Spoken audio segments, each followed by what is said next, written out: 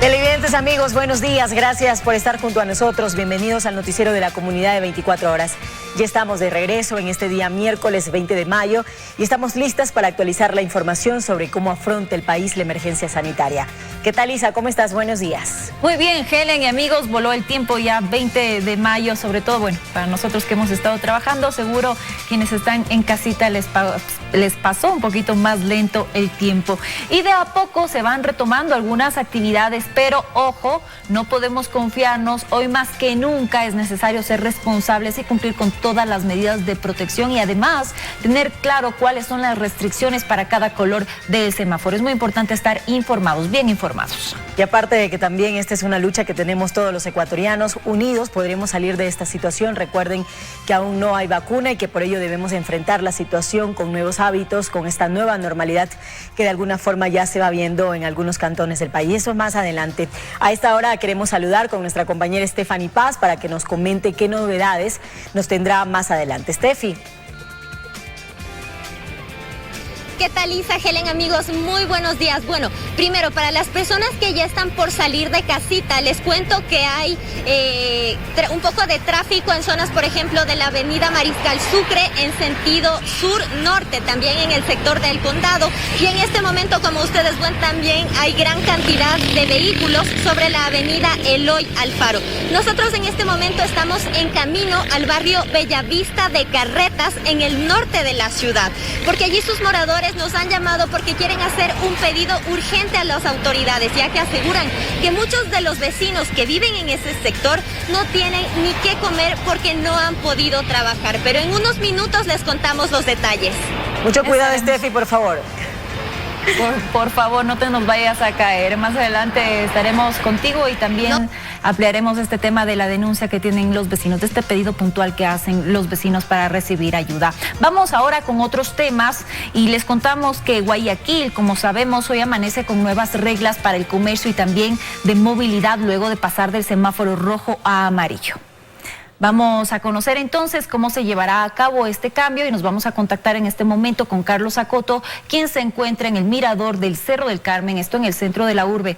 ¿Qué tal, Carlos? Te escuchamos, adelante.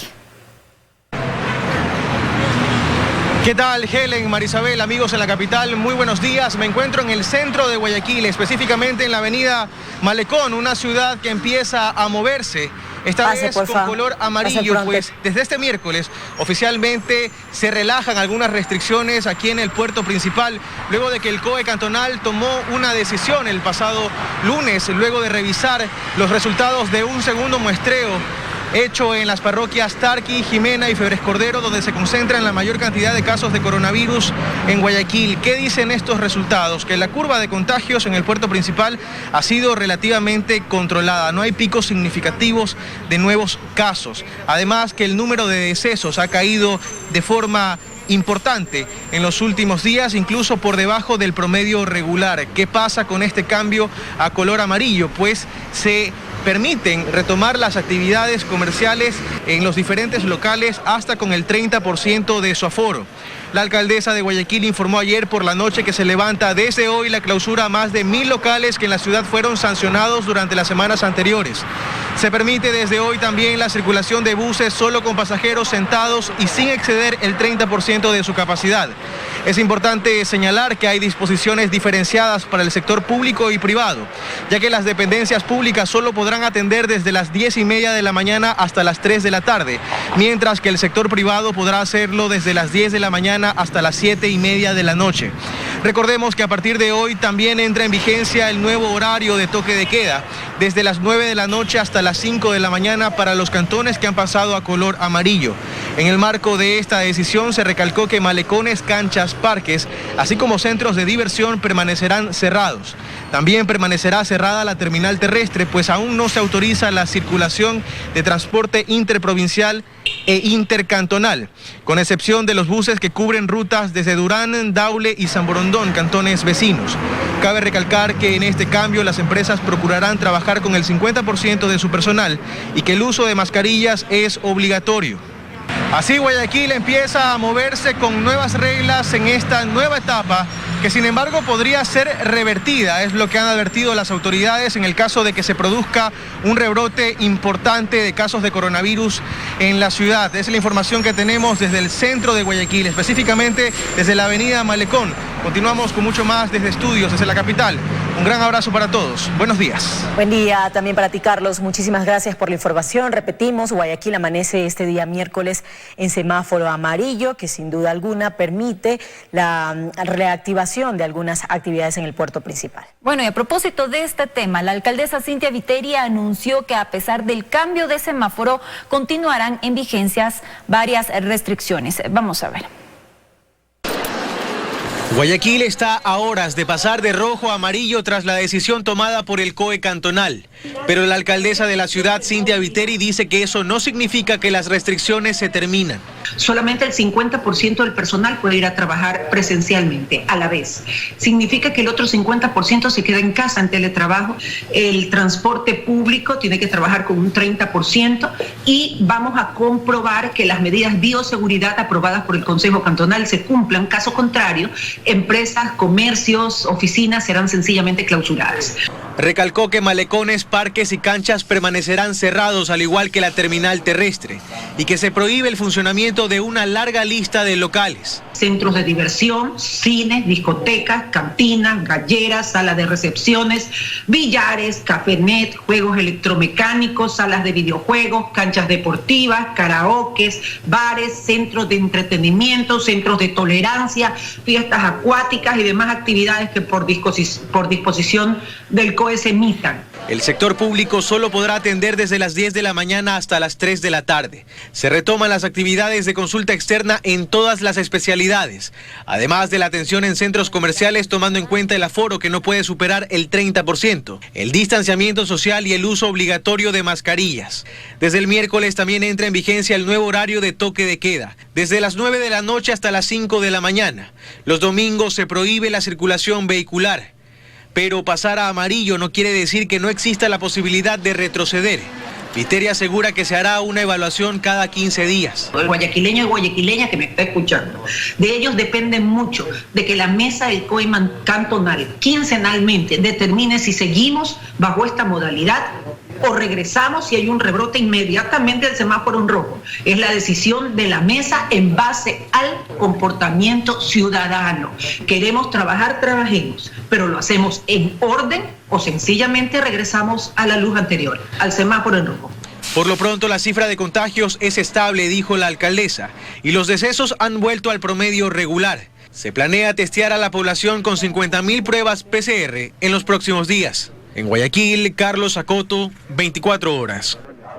Restaurantes del Cantón San Borondón que se encuentran dentro y fuera de los patios de comida y empezaron a operar bajo estrictas medidas de bioseguridad luego de que el COE Nacional aprobara el protocolo para su funcionamiento.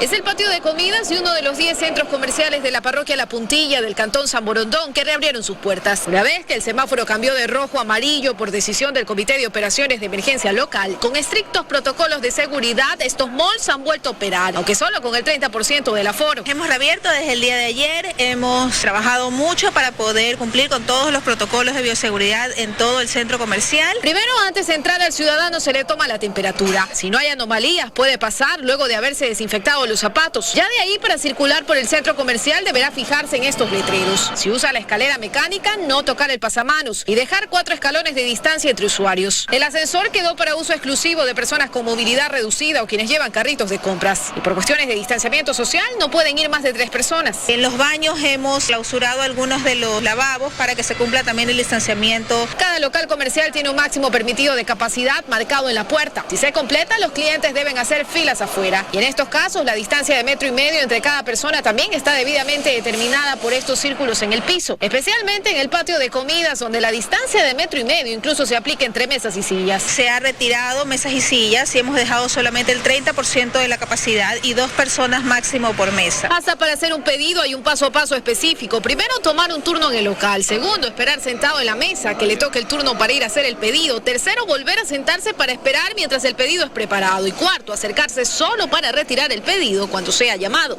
Nadie puede estar aglomerado. Y es que una vez que el COE Nacional aprobara un protocolo para la reapertura de los restaurantes en San Borondón, estos locales empezaron a funcionar, pero con normativas tan estrictas como las descritas. Carlos, supervisor de una conocida cevichería, detalla los protocolos de bioseguridad que en el local ahora se aplican. El control de temperatura, luego la desinfección de zapatos, alcohol gel en las manos, el uso obligatorio de las mascarillas. Y Joel, quien es mesero de una cafetería, se refiere a los nuevos implementos que ha debido sumarle a su uniforme del día a día. Que tenemos lo que son los guantes, la mascarilla, visor facial. Son todos protocolos que a partir de este miércoles empezarán a aplicarse también en Guayaquil al cambiar de color de semáforo, como se ha anunciado. Luisa María Heredia, 24 horas.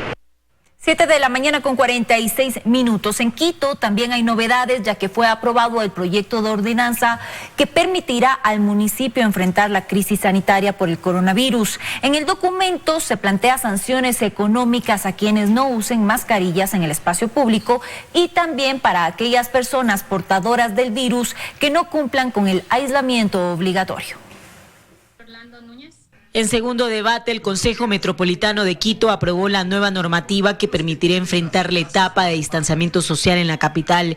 Las autoridades municipales buscan sancionar mediante ordenanza a quienes incumplen el aislamiento obligatorio y otras restricciones. Es una ordenanza que es muy completa, que se abordan muchos aspectos que frenen de alguna manera el contagio. La ordenanza fue elaborada a través de las comisiones de uso de suelo, salud y espacio público, en la que se plantean varias acciones, por ejemplo, las normas para el manejo en funerarias, medidas de bioseguridad y uso del espacio público en general. Cumplir con todas las disposiciones del protocolo de cadáveres establecido por el Ministerio de Salud. Adicionalmente, tienen que tener un 3% de sus espacios para cremaciones y entierros de personas que no hayan sido identificadas. Asimismo, se consideran restricciones e incentivos para el uso de guantes y mascarillas y la fijación de nuevas multas para los infractores. Dotaremos de mascarillas, al igual que kits, a las personas vulnerables. Pero las personas que no acaten esta disposición, que no utilicen las mascarillas en el espacio público, serán sancionadas con un 25% del salario básico unificado, es decir, $100. Para aquellos diagnosticados de COVID-19 que no cumplan el aislamiento, recibirán una sanción económica de un salario y medio básico unificado, es decir, $600, y en caso de ser reincidente se aplicará una multa de 3 salarios unificados, es decir, $1,200. Es muy importante que estas disposiciones sean cumplidas por los ciudadanos. Si cumplimos con estas disposiciones, nos estamos cuidando nosotros, estamos cuidando a nuestra familia, pero también estamos cuidando al resto de la ciudadanía. El documento empezará a regir cuando sea publicado en el registro oficial. Helen Quiñones, 24 horas. 7 de la mañana, 48 minutos. Más de 200 ecuatorianos varados en varias ciudades del mundo llegaron a Ecuador ayer a través de un vuelo humanitario. En su llegada al aeropuerto Mariscal Sucre se les realizan las pruebas rápidas para confirmar o descartar que tengan el virus. Cuando las fronteras de Ecuador se cerraron para frenar la propagación del coronavirus y las autoridades buscaban frenar la curva de contagios, la familia Estrada estaba de vacaciones en Colombia, donde un familiar. Estaba visitándole a mi papá que vive allá. David, su mamá y su abuelita tuvieron que estar lejos de casa durante 60 días de confinamiento. Pero este último martes se retornaron a Ecuador en un vuelo humanitario. Arribaron a Ecuador por el aeropuerto Mariscal Sucre de Quito. Nos realizaron todas las pruebas, nos dieron códigos, realmente excelente. Al igual que la familia Estrada, 60 personas que estaban en las mismas condiciones en Colombia retornaron a Ecuador a través de un vuelo de Avianca. 3 vuelos. El uno que llega de Bogotá con 60 pasajeros, el otro de La Habana con 186 y en la tarde un vuelo de Houston con 120 pasajeros. En su arribo al aeropuerto Mariscal Sucre tienen que cumplir con los protocolos de bioseguridad implementados en la terminal aérea. Se les realizan las pruebas rápidas para descartar o confirmar que tengan el virus y luego son llevados en estos buses hasta los hoteles asignados en la ciudad de Quito. Quienes tienen niños o adultos mayores van directo a casa. Y dependiendo de los resultados que se tenga, continúan los siguientes filtros, que es migración, en donde se realiza un control de las personas que llegaron del exterior. Son más de 200 ecuatorianos que a través de 3 vuelos humanitarios lograron regresar a Ecuador este día martes. También hay las historias de los ciudadanos que tienen sus domicilios en otros países y que también a través de vuelos humanitarios regresarán a casa. Jorge, quien tiene su domicilio en Estados Unidos, retornó este martes luego de la coordinación con las autoridades. 3 meses empezó con esta cosa y ya me quedé. ¿Ya? ¿Vino de vacaciones, de paseo? Sí, de paseo vino. Según el gobierno nacional, son más de 10.000 los ecuatorianos que han sido repatriados en el contexto de la emergencia sanitaria por el COVID-19 a través de 100 vuelos humanitarios. Helen Quiñones, 24 horas. 7:51 a.m. y como ya les comentábamos, moradores del barrio Bellavista de Carretas, esto en el norte de Quito, piden ayuda urgente a las autoridades ya que aseguran que no tienen qué comer. Stephanie Paz se encuentra en este punto con más detalles. Te escuchamos, Steffi, adelante. ¿Qué tal, Isa, amigos? Muy buenos días. Así es, ya me encuentro aquí en el barrio Bellavista de Carretas y como ustedes pueden ver en este momento, varios de sus representantes se han reunido para pedir la ayuda urgente de las autoridades. Quiero que ustedes escuchen cómo ellos están clamando por ayuda. ¡Queremos ayuda! ¡Queremos ayuda! ¡Queremos ayuda! Nos encontramos precisamente con Elizabeth Delgado, una de las representantes. Muy buenos días. Cuéntenos algunos de los problemas por los que ustedes están atravesando. Nos comentaban que incluso algunos ya no tienen que comer. Sí, señorita, buenos días con todos. Nosotros pedimos ayuda para todos los conjuntos, especialmente yo tengo mi esposo que es discapacitado, tengo una perrita que ya la pobre ya está tan flaquita que ya no tengo que ni qué darles de comer y no solo yo, tantas personas que tenemos mascotas y todo eso, ¿no? Es importante mencionar que las personas que habitan en este conjunto son familias que han sido reubicadas de distintos puntos de la ciudad. Están, por ejemplo, los casos de familias que vivían en las laderas del Comité del Pueblo y que han sido reubicadas aquí en este conjunto, en el barrio Carretas de Bellavista. Sí, así mismo. Por ejemplo, nosotros aquí, como 4 o 5 personas, somos de la cooperativa de 20 de septiembre, como usted dice, del Comité del Pueblo. Entonces, y tanta mayoría de bastantes personas que vienen de distintas partes que necesitamos ayuda. Por favor, que alguna persona o alguna institución venga a ayudarnos, porque ya no, sinceramente ya no tenemos que comer, ¿no? Perfecto, vamos ahora también a acercarnos a otra de las representantes que ha venido el día de hoy. Se trata de Omaira Folleco. Muy buenos días, cuéntenos ustedes un poco a qué se dedican, en qué trabajaban y tras de esta emergencia sanitaria obviamente tuvieron que paralizar un poco ahí sus labores. Yo trabajaba en el colegio Réplica Montúfar de Bicentenario. Y con esto de la pandemia me he quedado sin trabajo, ya estoy más de 3 meses, o sea, el tiempo de la pandemia. Y realmente necesitamos que alguien venga y nos ayude. Somos familias que no tenemos hijos, somos madres solteras y realmente hay mucha gente aquí, mucha gente que no quiere salir por miedo, no sé, pero sí necesitamos ayuda.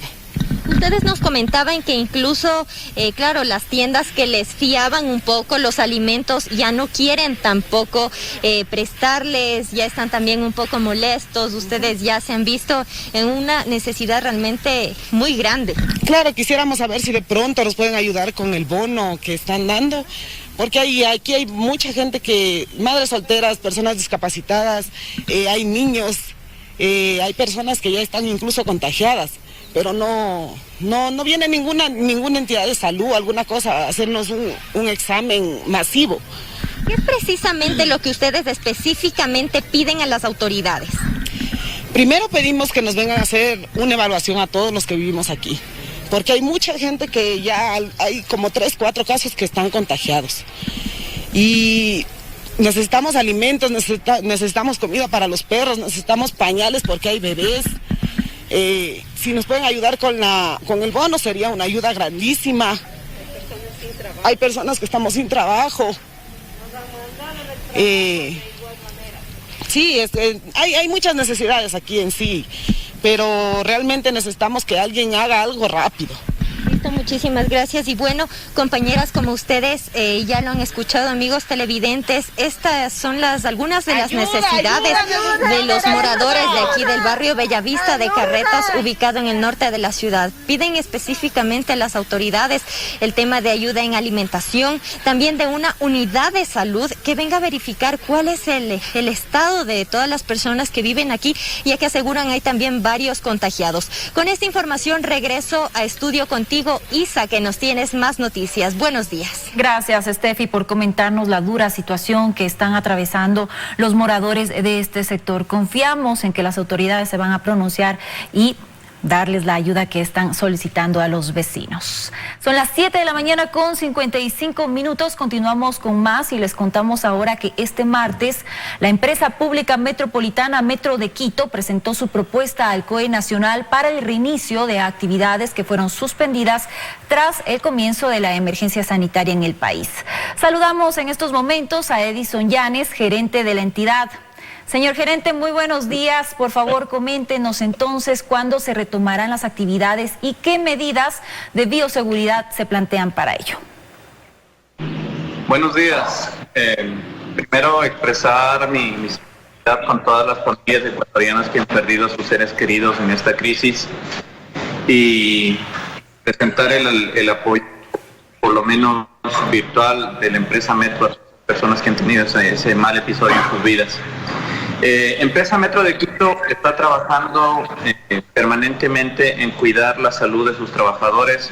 Hemos realizado pruebas rápidas y pruebas PCR para todos los trabajadores de la empresa, no solo en administrativo, sino también en obra.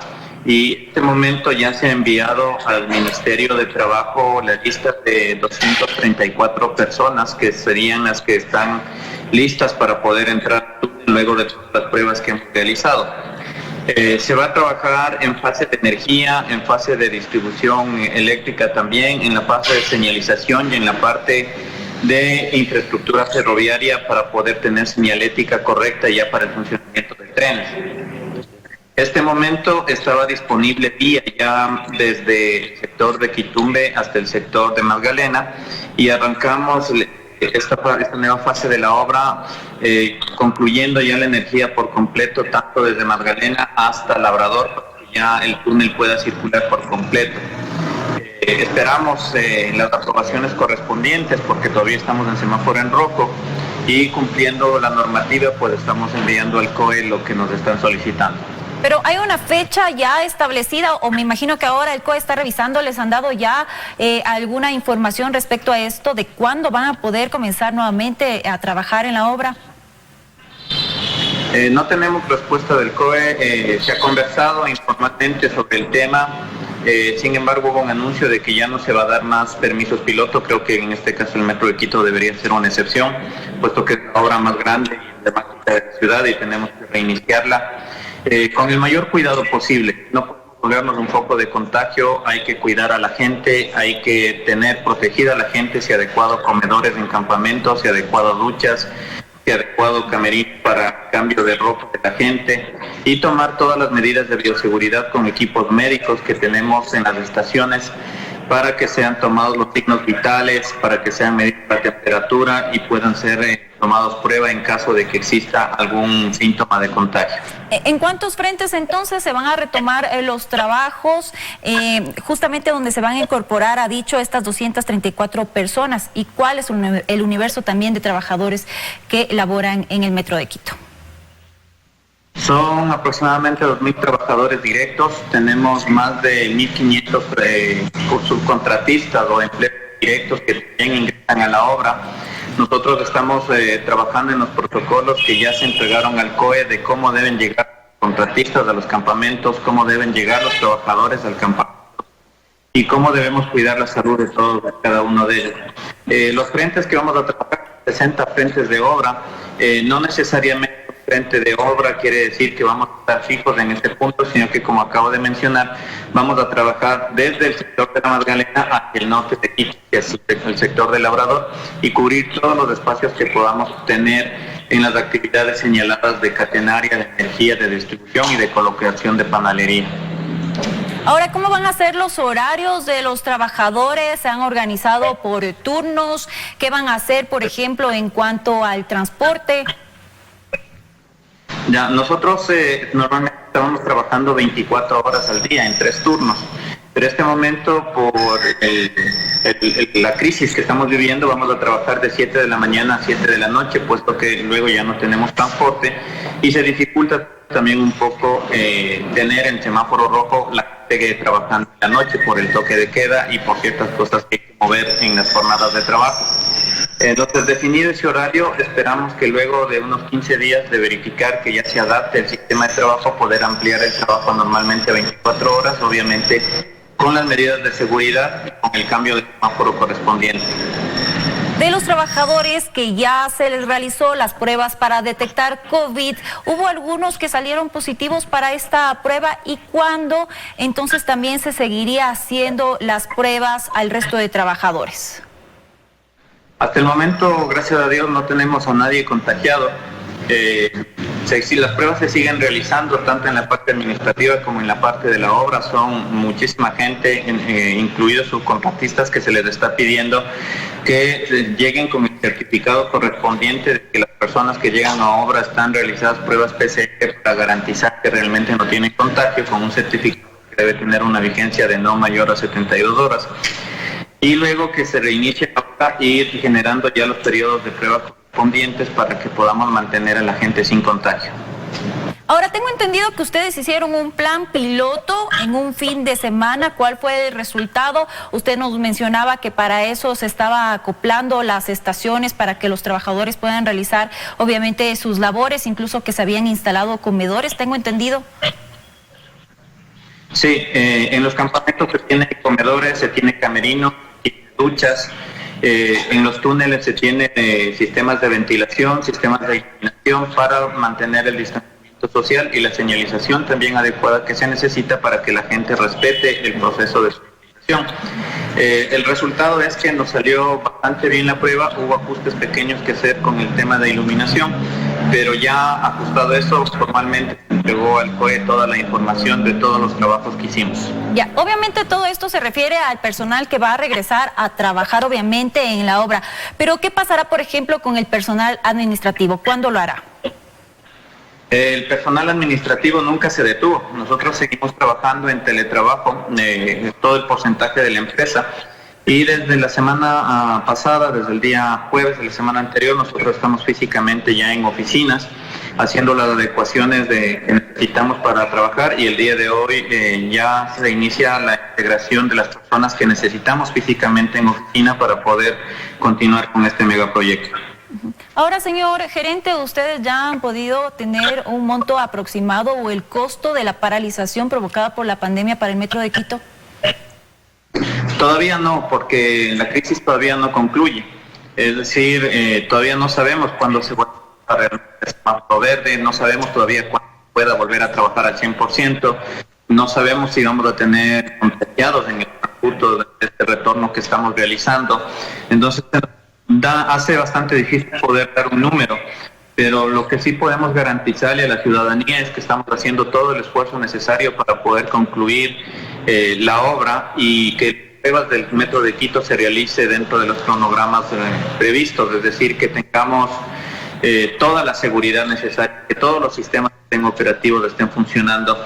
La parte complicada es que dependemos de empresas internacionales, los trenes están en España, los técnicos están en Corea, en Colombia, en España mismo, tenemos gente que tenía que venir de Alemania, y para volver a reintegrar 100% los cronogramas de prueba, necesitamos que se abran los aeropuertos y protocolos de seguridad para que esa gente venga a trabajar como estaba previsto. Dicho esto, señor gerente, estaba previsto que la obra sea entregada en el mes de octubre. Ahora, ¿cuál es el cronograma para culminarla, tomando en cuenta que el ritmo de trabajo será más lento?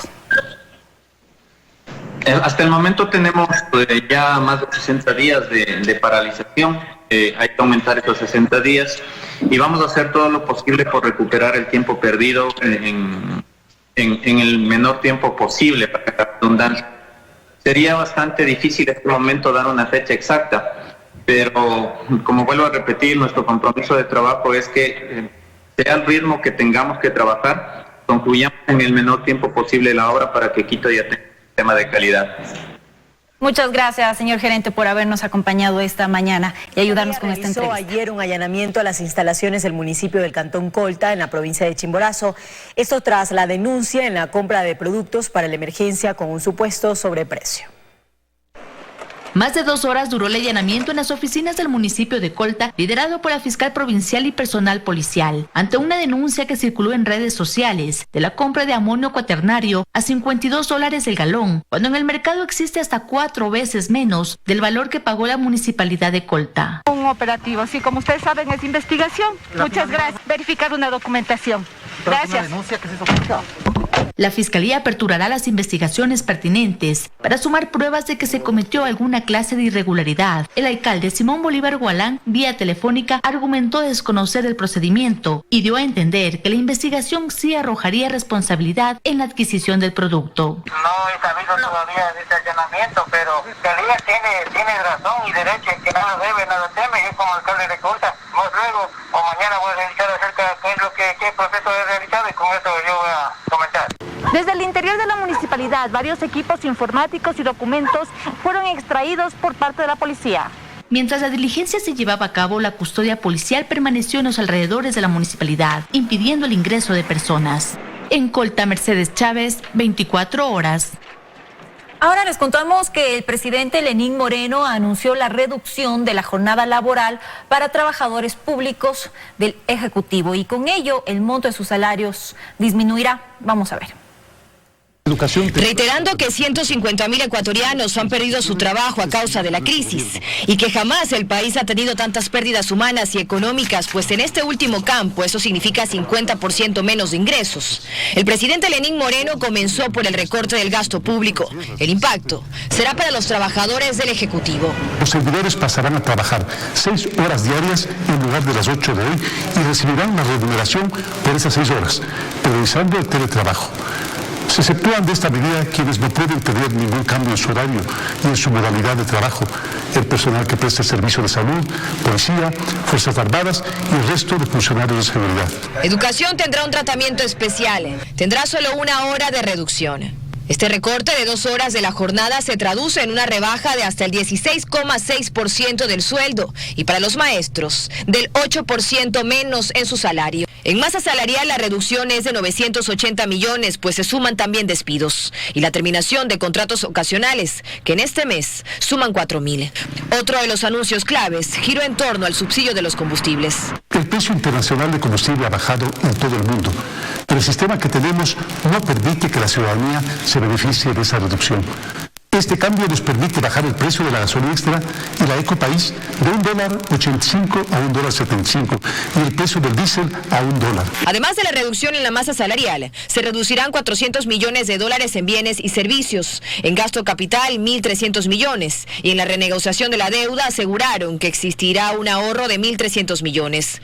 También se eliminarán y fusionarán 10 instituciones. TAME entrará en liquidación, manteniendo las rutas que conectan a lugares donde no hay otras alternativas. Se cerrarán 5 embajadas, regresarán a 10 embajadores, se terminarán 75 contratos en el exterior y todas las funciones del Estado acordarán hasta fin de mes ahorrar entre 10 y el 15% del presupuesto de gasto corriente. Se plantea además la creación del crédito Reactívate Ecuador para el 25 de mayo, para que micro, pequeñas y medianas empresas puedan cubrir su nómina y costos operativos. Se trata de un crédito con tasa del 5%, 36 meses plazo y 6 meses de gracia, otorgados por el Banco del Pacífico. Luego se irán sumando otros bancos y cooperativas. Dayana Monroy, 24 horas. El gobierno fija una jornada especial de trabajo a los servidores públicos para enfrentar la crisis que ahonda la pandemia del coronavirus. La medida, que podrá aplicarse hasta por 1 año, implica la reducción de la jornada laboral y el sueldo de la burocracia. El ministro de Trabajo, Luis Arturo Poveda, dio esta tarde más detalles sobre la jornada especial que tendrá el sector público como una de las medidas adoptadas por el gobierno para enfrentar la crisis profundizada por el coronavirus. Poveda aclaró que la decisión se enmarca en la Ley Orgánica de Servicio Público, que contempla 2 modalidades de trabajo, ordinaria y especial. Y ya que por la coyuntura no deben existir aglomeraciones, la jornada laboral en el sector público pasa de 8 a 6 horas, lo que implica una reducción del 16.66% del sueldo del trabajador. Que si bien es cierto se reduce la jornada en un 25%, no así la remuneración de los servidores. La reducción de la remuneración corresponde al 16.66%. Los maestros también tendrán una variación de la jornada y del sueldo que reciben a fin de mes. Deberán trabajar 7 horas y se les descontará el 8.33% en el sueldo. Así, por ejemplo, un servidor público grado 1 ganaba $527. En jornada especial, su sueldo se reduce a $439. Otro caso, un docente categoría E con sueldo de $986. En jornada reducida ganará $903. El Ministerio del Trabajo expedirá la norma de manera inmediata conforme lo definió el señor presidente de la República, y la aplicación de las mismas le corresponde a las unidades de talento humano y a las máximas autoridades institucionales. El ministro aclaró que las aportaciones patronales al Seguro Social no deberán tener ninguna variación, ya que deben ejecutarse sobre las 240 horas mensuales. O sea, las instituciones en base a las 8 horas diarias de trabajo, y en lo que corresponde al aporte personal, es decir, del servidor público, también tiene que hacerse dicha aportación en base a las 8 horas diarias. Esta jornada especial, que podrá durar máximo un año, no se aplicará a personal médico, policías, fuerzas armadas y demás personal de seguridad. La reducción de la jornada laboral y el sueldo tampoco incluye a funcionarios de los gobiernos autónomos descentralizados, prefecturas y juntas parroquiales. Joana Ramos, 24 horas. Y las organizaciones laborales y sindicales rechazan las medidas del gobierno porque dicen que aumentará el desempleo y algunos verán reducidos también sus salarios. Los maestros también están preocupados por la disminución de 1 hora de su jornada laboral.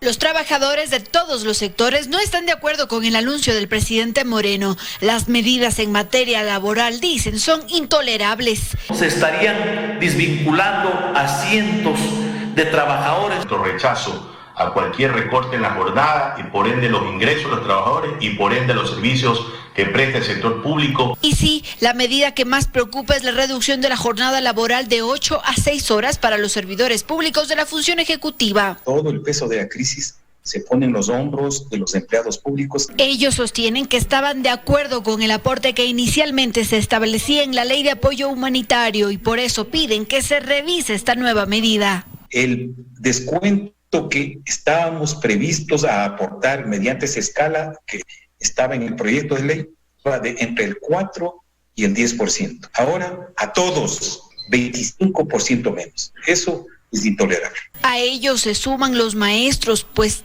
también se les reduce 1 hora de su jornada laboral. Ellos dicen que en la actualidad trabajan más de 12 horas. 170,000 docentes van a disminuir su salario que viene ya congelado desde hace 10 años. Esta decisión de disminuir el salario a pretexto de la jornada laboral le significa menos calidad de vida a las familias del magisterio. Trabajadores y organizaciones sociales analizan la posibilidad de salir a las calles para defender los derechos laborales. En Quito, Andrea Samaniego, 24 horas. El gobierno libera los precios de los combustibles bajo un sistema de bandas. Desde ahora los valores de la gasolina y el diésel fluctúan en función del mercado, pero solo subirán hasta en un 5%.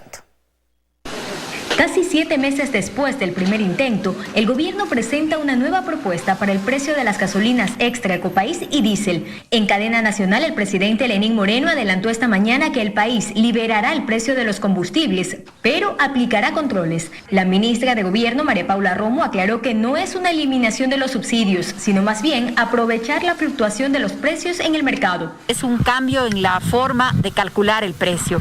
Es un cambio que no es la eliminación de los subsidios, es el poder aprovechar las variaciones en el precio, que en este momento significa que mañana baja la gasolina. Tras este anuncio y como el precio del petróleo está bajo, la gasolina extra y Ecopaís pasa de $1.85 a $1.75 y a $1 el diésel. El ministro de Energía, René Ortiz, dio más detalles de la medida y aseguró que la fijación de esta banda permitirá proteger a los consumidores finales de incrementos exagerados de los precios cuando suba el valor del barril de petróleo. Introduce la banda una fluctuación de 5%, pero con un monitoreo mensual. Y el monitoreo mensual quiere decir que estamos monitoreando desde este instante cómo se comporta el WTI en el mercado. Así, por ejemplo, si el precio del crudo aumenta hoy, el valor de la gasolina extra y Ecopaís pasaría a ser máximo de $1.84. Además, Ortiz adelantó que los sectores del transporte público se consideran vulnerables y para ellos se focalizaría el subsidio cuando el precio del petróleo se incremente. Las condiciones de mercado hacen que ese segmento de consumo necesite un auxilio estatal. Ahora sí va a ser dirigido a ese segmento de consumo, no a los precios del combustible. Aunque según las proyecciones se estima que el aumento de los precios de estos derivados sea lento y que hasta finales de año el petróleo no supere la barrera de los $30. El funcionario recalcó que queda congelado el precio del gas doméstico. Joana Ramos, 24 horas. Desde junio del año pasado, la Comisión Anticorrupción denunció la entrega de contratos a la familia Llerena Candela. Francisco Huerta, quien estuvo frente a la veeduría que realizó la Contraloría en hospitales, considera que a la Fiscalía le corresponde actuar. La publicación periodística que revela que una familia recibió 46 contratos por $7,7 millones en hospitales del IES y su relación con la familia Bucaram no sorprende a muchos. A quienes integran la Comisión Anticorrupción menos, pues ellos en junio del 2019 ya le entregaron a Paul Granda, expresidente del IES, documentos que mencionaban a la familia Llerena Candela y la sospechosa suerte que tenían al obtener constantes contratos. Claro. Estamos yendo este momento a la pesca de las sardinas, pero yo creo que hay que afectar y atacar a los tiburones de este entramado. Pero en la Comisión Anticorrupción no se detuvieron al entregarle la información a Granda. En septiembre fueron hasta la Contraloría y en noviembre del 2019 incluso a la Fiscalía. Hay cosas que todos saben, pero que la Fiscalía aún no se atreve a descubrir y confirmar, dice Francisco Huerta, quien fue parte de la veeduría que auditó el Hospital Teodoro Maldonado Carbo. Pero ya se sabía de dónde venían las cosas. Ahora habrá mil subterfugios para decir que no, que es falso. Pero desde el primer millón, pues, en las aduanas hay antecedentes. Hay una gran complicidad.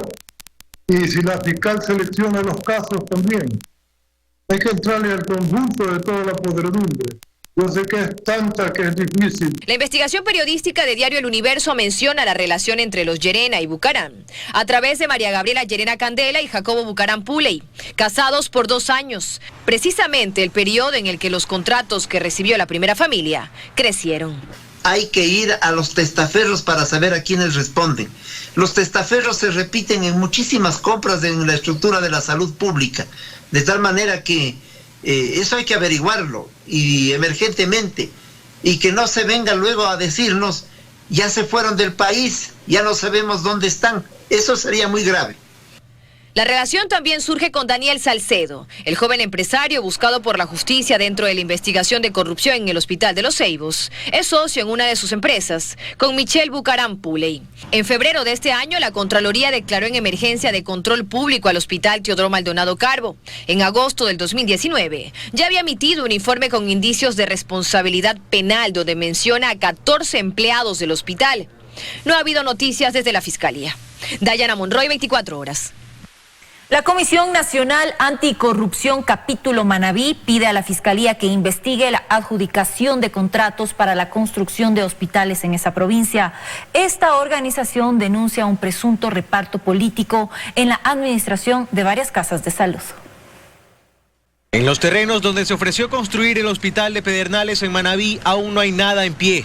Pero tras la adjudicación del contrato para su construcción se han erigido varios cuestionamientos. El consorcio Pedernales Manabí ganó este contrato de $16 millones, pese a que las 2 personas que lo conforman no mostraron tener mayor experiencia en el área. Además, el SECOP terminó unilateralmente el contrato para su fiscalización con una firma que ganó el concurso y lo colocó en manos de otros de forma directa. Desde la Comisión Nacional Anticorrupción Capítulo Manabí se ha pedido información a esta entidad a la que señalan como corresponsable. Ahorita se ha sancionado con la indagación fiscal y orden de juicio solamente al contratista. ¿Y qué me dicen del SECOP que permitió esto? Y que a propósito, nosotros le mandamos esta comunicación el viernes 8 de mayo y hasta hoy día no responde. Y no es para menos. José Vélez, uno de los representantes del consorcio ganador, está detenido por presunto lavado de activos. Y en varios allanamientos se encontró cheques a nombre de Pedernales Manabí. Pero no es todo. En la lista de detenidos también aparece Franklin Calderón, director técnico de la construcción del Hospital de Bahía de Caracas. La CNA solicita realizar una investigación a fondo. Se robaron 3.500 millones de dólares de la reconstrucción. Ahí incluso estaba asignado en el acta el 22 de mayo de 2017 la construcción de no solamente el Hospital de Pedernales, sino del Hospital de Chones, la repotencialización del Hospital de Puerto Viejo, el de Bahía de Caracas, y ninguno se ha terminado, ninguno se ha concluido. Denuncian además un presunto reparto de hospitales en Manabí. Todos sabemos y lo denunciamos a diferentes portales públicos cómo se repartieron los asambleístas. ¿Qué han contestado ellos? Que son familiares que han hecho carrera en salud pública, en administración. Pero aquí todos en Manabí nos conocemos. Sabemos que eso no es así. Que esos diputados, esos asambleístas exigieron su cuota, mejor política al gobierno de turno. Desde esa organización aseguran que es un tema que siempre estuvo ahí, pero que ahora que hay una investigación de por medio, creen que es el momento de ponerle nombre y sancionar a los responsables. En Guayaquil, Carlos Acoto, 24 horas. 3 sectores estratégicos están en riesgo por la erosión regresiva del río Coca en la zona de la que fuera la cascada de San Rafael en la provincia de Napo. Las autoridades trabajan en la evaluación de la erosión, incluso está en proceso la contratación de un estudio para la estabilización de los taludes del río.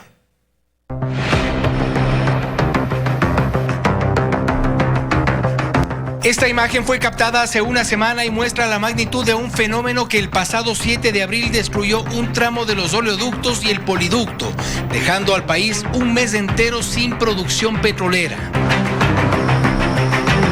Es la llamada erosión regresiva que avanza con fuerza desmoronando las zonas laterales del río Coca y avanza río atrás, amenazando con un desastre mayor. Indudablemente es un riesgo para las obras, para toda la infraestructura existente y poblados aledaños al cauce del río.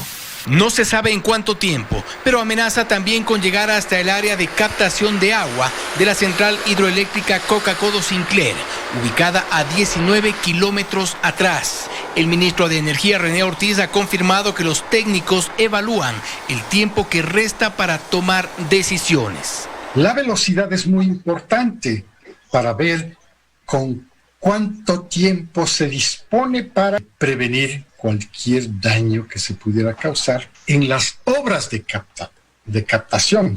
Y es que el caudal del río Coca se ha incrementado en momentos hasta en 7 veces lo habitual y sería una de las causas del rápido avance de esta erosión que pone en riesgo a toda la zona. Hay 3 sectores estratégicos amenazados.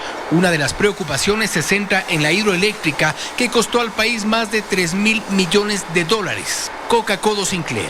Sirven para realizar el seguimiento del avance que tiene el fenómeno de erosión regresiva. El sector petrolero también con consecuencias. La tubería del oleoducto transecuatoriano y del oleoducto de crudos pesados ha tenido que sufrir nuevas variantes en su trayecto por la amenaza que implica su cercanía a la zona del desastre. No obstante, el poliducto está más cerca y sus operaciones de momento paralizadas. Este es uno de los puntos de referencia por donde pasa el poliducto y una de las zonas en este momento de mayor riesgo de erosión. Hace un poco más de un mes, la distancia entre la carretera y el río era de aproximadamente 700 metros. Hoy no dividen más de 20 metros. En este punto, los técnicos trabajan para realizar variantes, tanto en la carretera como en los oleoductos y el poliducto.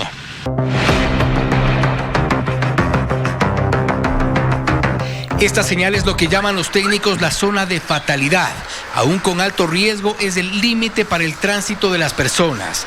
Creen que en cualquier momento la fuerza del caudal del río, la humedad de la zona y las fuentes de aguas subterráneas podrían arruinar la red vial de la zona. Este es el tramo de la carretera Quito-Lago Agrio en la zona de San Rafael.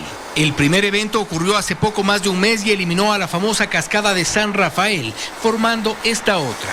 El riesgo es inminente. La erosión avanza cada día sin que sus consecuencias sean aún predecibles. En el sector de San Rafael, en la provincia del Napo, con cámaras de Darío Zapata y Alexander Herrera, Fausto Yepes, Para 24. contarles que una persona fue detenida luego de arrollar a un uniformado de la Policía Nacional durante un operativo de control. En el vehículo se encontró un uniforme de las Fuerzas Armadas. 3 agentes de la Policía Nacional resultaron heridos durante una persecución registrada en el sur de Guayaquil.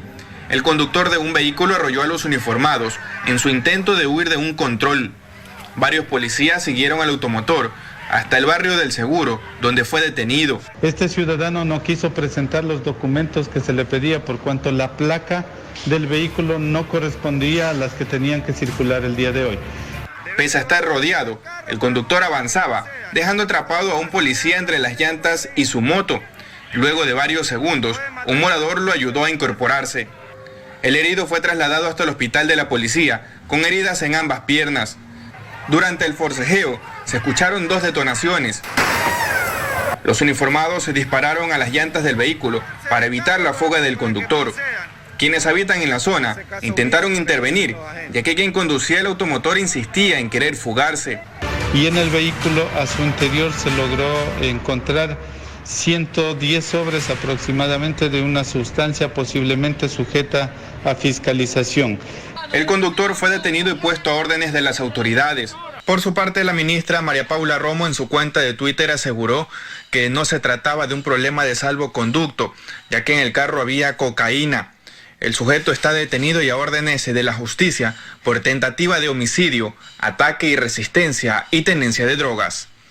Isaac Jacome, 24 horas. Regreso para contarles que las comunidades indígenas Aguá del noroccidente del Carchi se mantienen libres del coronavirus. Los poblados fronterizos reciben capacitación para evitar contagios. Sin embargo, la falta de alimentos afecta a sus habitantes. Los paisajes del páramo andino y la selva noroccidental del Carchi mantienen su esplendor y majestuosidad de siempre. Aquí habitan 14 comunidades indígenas de la nacionalidad Aguá que aún se mantienen libres de contagios del COVID-19. Se han realizado unas campañas para la socialización de las personas de cómo cuidarse sobre esta emergencia sanitaria para que ellos no puedan ser propensos a contagios.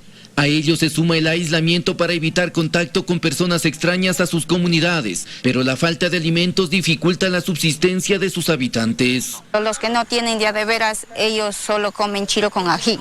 Es que aquí poco o nada de apoyo llega antes y durante la pandemia. Se quedan en la ciudad, nomás se reparten o entre los más que tiene, pues están recibiendo el apoyo que le da para emergencia. Ante eso, el gobierno provincial del Carchi movilizó 300 raciones alimenticias para su distribución en estas comunidades. Para familias de 4 integrantes para 7 días y con productos totalmente nutritivos. Además, se firmó un convenio con el MIES para adquirir 9,000 raciones que serán distribuidas en toda la zona rural de la provincia, incluidas las comunidades Aguá. En la parroquia El Chical, Jairo Jacome Ortega, 24 horas. 8 de la mañana, 53 minutos. Amigos, el pasado viernes les contamos la historia de Fausto, un hombre de 50 años que tiene un tumor maligno en la columna vertebral y que a raíz de la emergencia sanitaria su situación se tornó muy complicada. Tras ese reportaje que presentamos aquí, decenas de televidentes colaboraron para que Fausto reciba alimentos y que el techo de su vivienda sea reparado. Les contamos. La ayuda no tardó en llegar. Washington, un televidente que vio el reportaje en nuestro noticiero, llegó desde La Tacunga, en la provincia de Cotopaxi, para ayudar a Fausto. Apenas vi, pues, se me vino a mi mente y a mi corazón que tengo algunos materialcitos que me sobran de mi trabajo, pues dije, ahora es cuando debo ayudar. Bueno, gracias a Dios siempre he estado ayudando así. Él decidió reparar el techo que se caía a pedazos y que días atrás apenas se sostenía con palos. Con una granizada el techo se le iba abajo. Entonces yo me ofrecí a hacerle toda la estructura y volverla a entechar para que ya quede algo más firme y que pueda proteger. Otros televidentes decidieron aportar con alimentos, los mismos que ya fueron entregados a Fausto, quien decidió ser recíproco con lo recibido y ayudar a alguien más. Hoy por mí, mañana por ti, porque el mundo da vueltas. Yo pienso que hay un Dios que Él se acuerda de todos. Así que, papá lindo, y a ustedes, Dios le pague por su apoyo, su colaboración. Él mismo llevó parte de sus donaciones para entregar a Víctor, un hombre que fue abandonado por su familia y que vive en una casa prestada, sin tener que comer o contar siquiera con un baño. En Quito, Stephanie Paz, 24 horas. Gracias a todos quienes se sumaron para ayudar a Fausto. Y ahora les contamos la historia de Víctor. Ya lo veíamos en el reportaje. Un hombre que, a pesar de permanecer en una silla de ruedas, no pierde sus ganas de sonreír y de sacar adelante a sus hijos. Traemos también de lo poco o mucho que a mí me dan. Yo le quiero colaborar con usted por su situación también, don Julito. Es una especie de cadena de favores porque las buenas acciones atraen cosas positivas. Es así que Fausto decidió compartir parte de sus donaciones con Víctor, un hombre de 43 años que desde hace 5 permanece en silla de ruedas tras un accidente. Me quedé guindado en un árbol y de ahí me llevaron al hospital. Ya me quedé así, los doctores me han dado la posibilidad de que ya no podía caminar. Vive solo en esta humilde vivienda. Tiene apenas una cama, unos cuantos platos y una mesa que usa para cocinar, lavar la vajilla y para que sus 2 hijos hagan los deberes cuando van a visitarlo. El piso es de tierra y no es algo lo más mejor. A veces la luz se va y se viene. Esto no es una casa, esto es un refugio, no es una casa. Es una media agua donde podemos observar que el bloque trabado ya está con fisuras. Un movimiento sísmico podría hacer que esto se venga abajo. De igual manera tenemos hojas de zinc en la parte superior que no están ancladas adecuadamente. Su silla de ruedas es adaptada. Algunos vecinos le ayudaron a hacerla más cómoda. Sin embargo, el uso permanente de una sonda dificulta sus traslados. Y esto sumado a que el lugar en donde vive, el mismo que es prestado, no cuenta con un baño. Algo importante que hay que hacer en este caso es devolverle la dignidad. ¿A qué me refiero?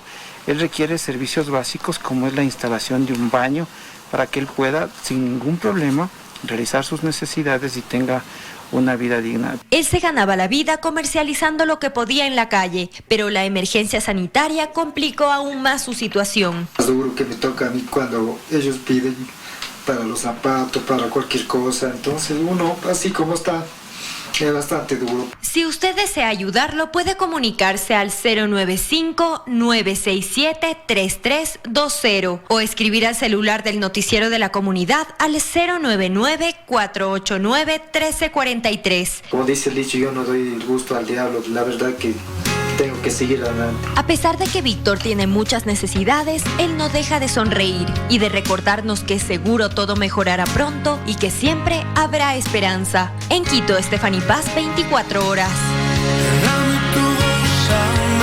8 de la mañana, 57 minutos. Ahora les contamos que el sector de la construcción fue el plan piloto de reactivación económica. Los proyectos retomaron el trabajo con fuertes medidas de bioseguridad. Sin embargo, apenas el 5% del total de los obreros están trabajando. Es por esto que piden que más empresas puedan trabajar y también otros sectores vinculados. Con mascarillas, desinfectantes y guardando la distancia, además de seguir otras medidas y protocolos de cuidado y bioseguridad, nos recibieron en esta obra en el norte de Quito 3 semanas después de iniciado el plan piloto de reactivación económica en el sector de la construcción. Además de tener a mano todas las facilidades, las medidas están claramente establecidas e informadas. La forma de trabajar en el sector de la construcción cambió totalmente. Así lo explican obreros y contratistas. Realmente ha cambiado muchísimo porque lo principal ahora es la asepsia. Tenemos que cumplir muchos protocolos y también tenemos que cuidarnos entre nosotros. De acuerdo con Rodrigo Andrade, propietario de VIP Constructora, esta fue una de las empresas pioneras del plan piloto. Y eso fue una gran responsabilidad, todos los protocolos, todos los compromisos, todas las responsabilidades. Y hubo cambios inclusive en los horarios de trabajo. En este caso ellos decidieron dormir en la obra. Para esto se adaptaron dormitorios provisionales. Aplicar medidas sanitarias para cuidar la salud de todos implica gastos adicionales. Sin embargo, reconocen que es necesario. Una decisión costosa, pero mucho más segura al aislarles del resto, de que salgan, tienen acá todas las comodidades dentro de lo posible. En el lugar de trabajo ellos desinfectan todo el material que reciben y además respetan el espacio y así se cuidan entre todos. Según el constructor, en días previos se realizaron exámenes de COVID-19. Vamos 22 días. El día de anteayer nos hicimos pruebas COVID, los 40 y pico de personas que estamos acá, todos sanos. Y desde el sector de la construcción piden además que se reactiven otras actividades. Según Henry Yandum, expresidente de la Cámara de la Construcción, es necesario que el gobierno permita... Así culminamos este espacio de noticias, amigos. Deseándoles que tengan un excelente día y como siempre los esperamos mañana con más noticias.